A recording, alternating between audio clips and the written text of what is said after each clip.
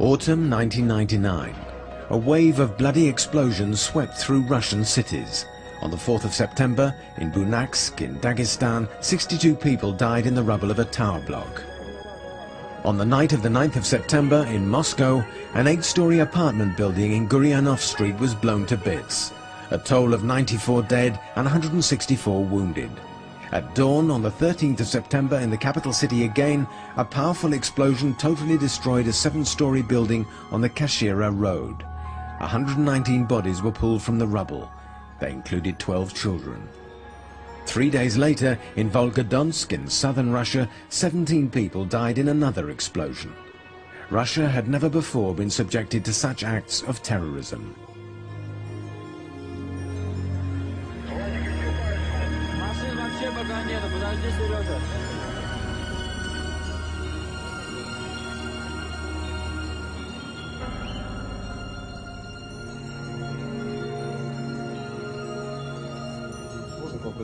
Mass psychosis quickly set in. All offices and non-residential premises, cellars and basements were thoroughly checked. Civilians volunteered to patrol courtyards, stairways and landings. A multitude of checkpoints paralyzed road transport. Responsibility for the attacks has never been claimed, but from day one, the secret services put the blame squarely on the Chechens. The people who organize these missions, who prepare the explosives, who deliver them, and have overall responsibility for everything that has happened are obviously in Chechnya. I can tell you with the utmost certainty, I can guarantee you that they come from the training camps of Khatab and Basayev. After a 3-year truce in Chechnya, the war had now moved to the heart of Russia. With public anger running so high, the Prime Minister Vladimir Putin ordered a bombing campaign to bring the rebellious Chechens to heel. Russian planes are only striking the terrorist bases. We will follow the terrorists wherever they go. If they are at the airport, we will be there. Excuse me, but if they're in the toilets, we will go in there and blow them away. That's all there is to it. The problem is solved.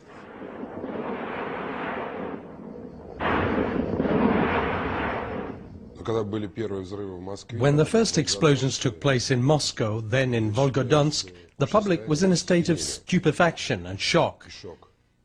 This coincided with the appointment of Putin as Prime Minister.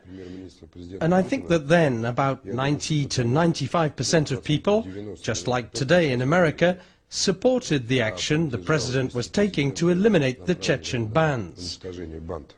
But what's interesting is that even now it hasn't been proved that the Chechens did it. Okay, so the finger is pointing at a whole people, the Chechens. But show me who carried out the attacks, show me who planted the bombs. They can't do it. The slow progress of the inquiries, the absence of proof, the sheer scale and professionalism of the bombings all cast doubt on Chechen involvement. Speculation as to the possible involvement of the Lubyanka. The secret services began to emerge.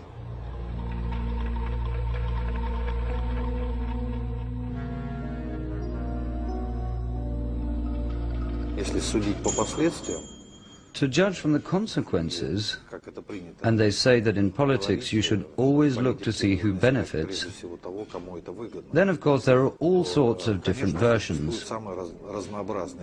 But the public is still very interested in the role played by the special services in all of this.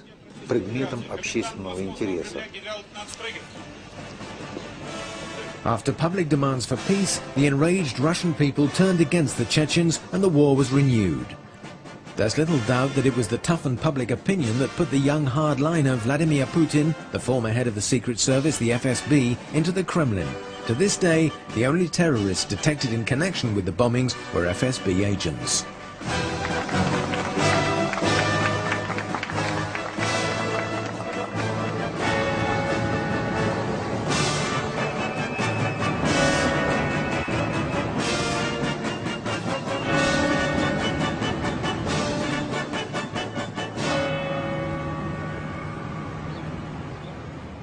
The first suspicions of special service involvement in the bombings came after 3 explosions had already claimed more than 300 lives. It was then, on the 22nd of September 1999, that a bomb attack was apparently averted in Ryazan. It was officially passed off as a civil defense exercise, using a mock-up device. But many Russians believed the bomb was real. To them, President Putin's rise to power is now seen in a very different light.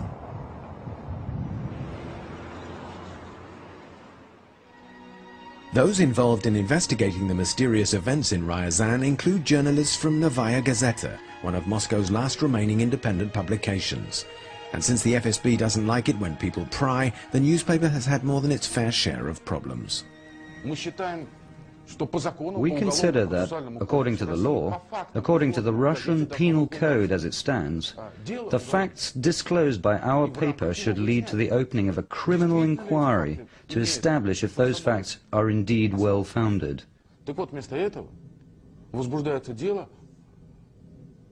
But instead of that, a slander suit has been brought against the paper. In August 2001, Novaya Gazeta took a risk when it published extracts from a book by Yuri Felshtinsky and Alexander Litvinenko, The FSB Bombs Russia. The historian Yuri Felshtinsky was born in Moscow and since 1978 has lived and worked in the United States. He has written several books on the history of the USSR. An American citizen, he was the first foreigner to obtain a Russian doctorate in history. We all know that information often comes out after failed operations. That's what's happened here. The FSB tried and failed to blow up a building in Ryazan.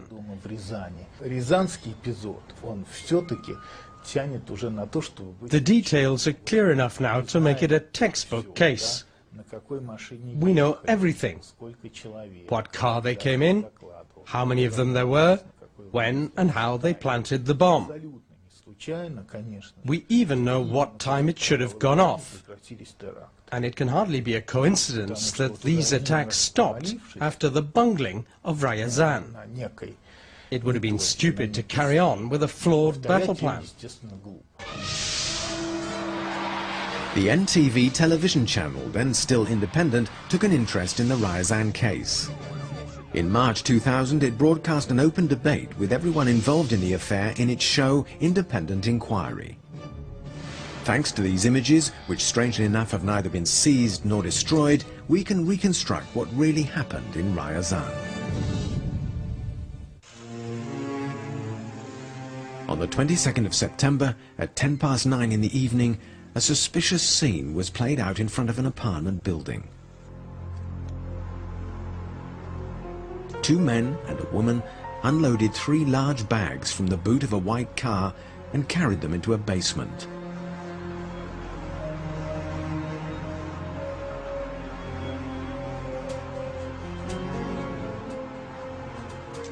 A second suspicious point was that the number 62, indicating a Ryazan vehicle registration, was written on a piece of card and taped over the car's real number.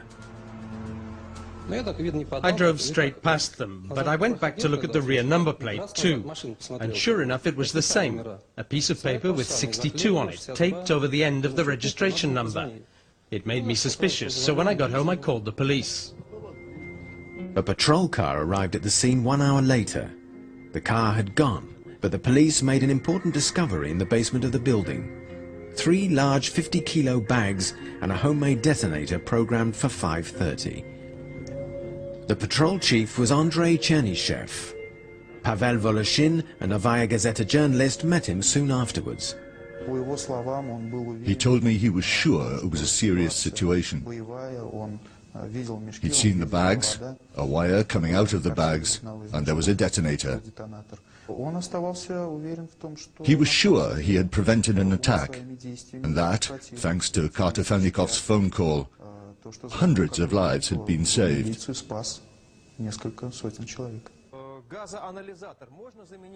On the NTV program, the tenants of the building recounted the details of what they saw and went through that night.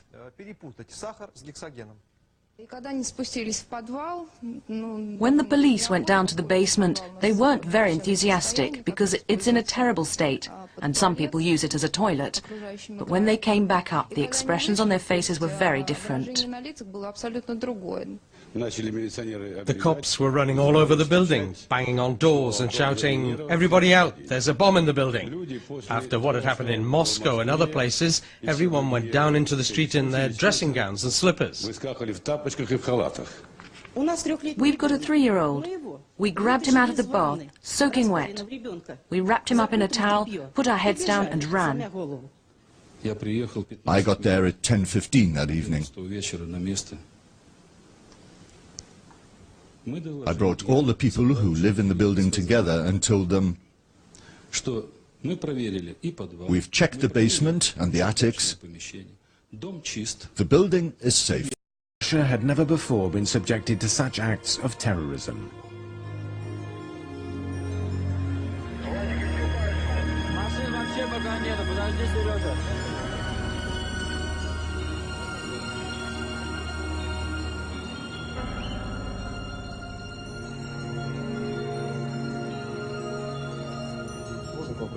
Mass 94 dead and 164 wounded. At dawn on the 13th of September in the capital city again, a powerful explosion totally destroyed a 7-story building on the Kashira Road. 119 bodies were pulled from the rubble. They included 12 children. 3 days later, in Volgodonsk in southern Russia, 17 people died in another explosion. Rarely on the Chechens.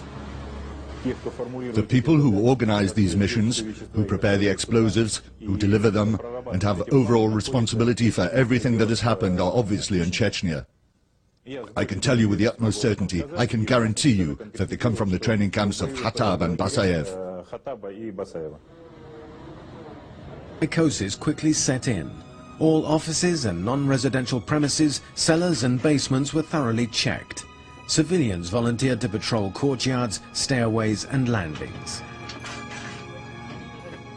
A multitude of checkpoints paralyzed road transport. Responsibility for the attacks has never been claimed, but from day one, the secret services put the blame square. Autumn 1999. A wave of bloody explosions swept through Russian cities. On the 4th of September, in Bunak in Dagestan, 62 people died in the rubble of a tower block. On the night of the 9th of September, in Moscow, an 8-story apartment building in Guryanov Street was blown to bits. A toll of